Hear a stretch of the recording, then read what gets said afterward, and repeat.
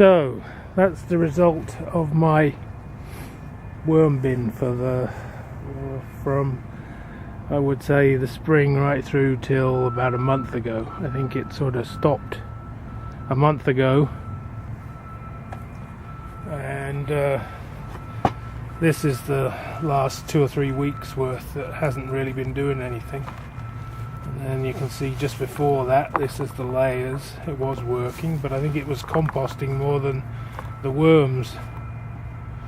There are a few little red worms, which I think are probably garden worms. There's another slug.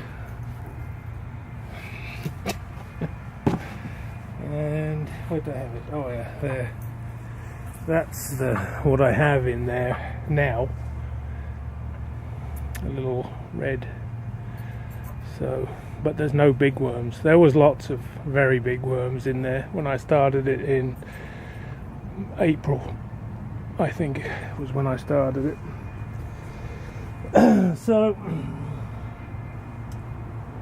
probably would work better with the right kind of worms.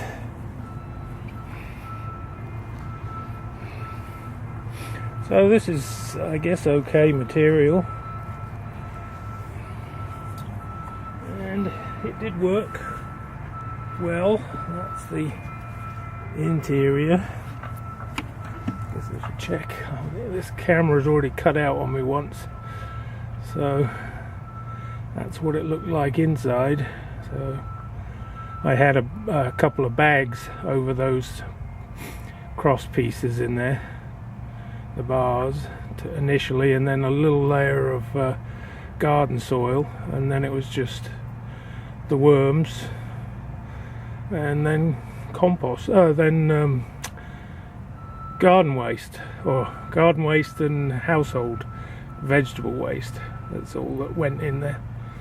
So peels, and so it was sort of successful. I think it would have been a lot more successful with the right worms, with the red wigglers, which I do have.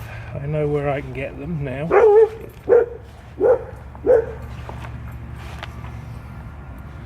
So there you go. There's the sort of layers. This was the most recent top layer,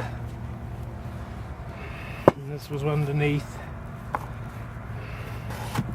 and this is what was in the bin. And there is a few little worms, but not very many. I would say only about 20, and a few, maybe 1 or 2 cocoons. That's it. That's my worm bin. That's what it looked like, and that is the result. That's all. Thanks for watching.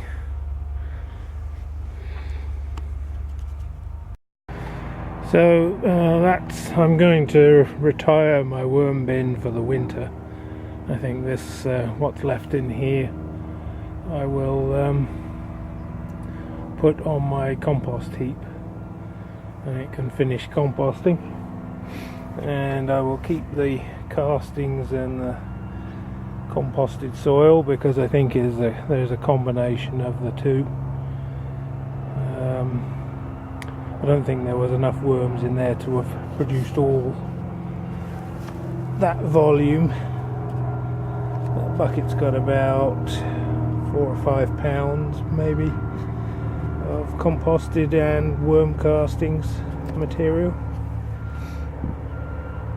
So I'm not sure, I haven't been checking it. This is the first time I've checked it, so I suspect that the big worms died out fairly early, and what I'm seeing with the little worms is probably their babies, I would imagine. But there's not really enough of them to be doing anything, so it's probably been composting for the last month or more. Excuse me.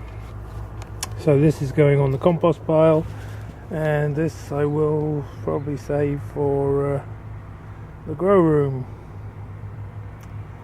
and just adding Well, no, actually, that's too rich for the grow room. So I guess it's going out on the garden at some point. Anyway, maybe LW, you can tell me how to keep it over the winter. Just keep it in the bucket, Kevin.